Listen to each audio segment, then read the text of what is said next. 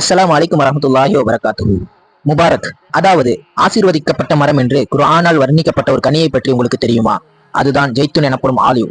இன்று நமது தொடர் 4 இந்த அற்புத கனியின் மதிப்புகளை 2 நிமிடங்களில் நாம் பார்க்க போகிறோம். அல்லாஹ் அல் குர்ஆனில் வத்தீனி வஸ்ஸைத்தூன், அத்தி மற்றும் ஆலிவ் மீது சத்தியமாக என்று ஜெய்துன் மீது மற்றும் அத்தி பழத்தின் மீது அவன் சத்தியமிட்டு கூறுகிறான்.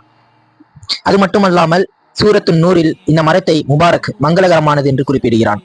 நமது பெருமானார் ஸல்லல்லாஹு அலைஹி வஸல்லம் அவர்கள் கூறினார்கள், நீங்கள் ஆலிவ் எண்ணெயை உண்ணுங்கள், அதை கொண்டு தேய்த்தும் கொள்ளுங்கள், நிச்சயமாக அது முபாரக்கான மரத்திலிருந்து உருவானதாகும்.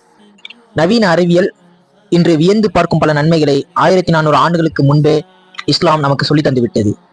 இதய ஆரோக்கியம், இதில் உள்ள நல்ல கொழுப்பு இதய அடைப்புகளை தடுக்கிறது. சரும பாதுகாப்பு, இது சிறந்த ஆன்டி ஆக்சிடென்ட் ஆக செயல்பட்டு இளமையை தக்க வைக்கிறது. புற்றுநோய் தடுப்பு, தொடர்ச்சியாக ஜெய்துன் எண்ணெயை பயன்படுத்துவது பலவிதமான புற்றுநோய் அபாயங்களை குறைப்பதாக ஆய்வுகள் கூறுகின்றன. உணவாகவும் மருந்தாகவும் திகழும் இந்த ஜெய்துன் எண்ணெயை நம் வாழ்வில் பயன்படுத்துவோம், சுன்னாவை பின்பற்றி நன்மையை பெறுவோம். இந்த தகவல் உங்களுக்கு பயனுள்ளதாக இருந்தால் உங்கள் நண்பர்களுக்கும் உங்கள் குடும்பத்தார்களுக்கும் பகிருங்கள். இது போன்ற பல ஆன்மீக தகவல்களுக்கு இஸ்லாமிக் மினிட்ஸ் தமிழ் சேனலை சப்ஸ்கிரைப் செய்யுங்கள். ஜஸாக்கல்லாஹு கைரன் ஜஸா. அஸ்ஸலாமு அலைக்கும் வரஹ்மத்துல்லாஹி வபரகாத்துஹு.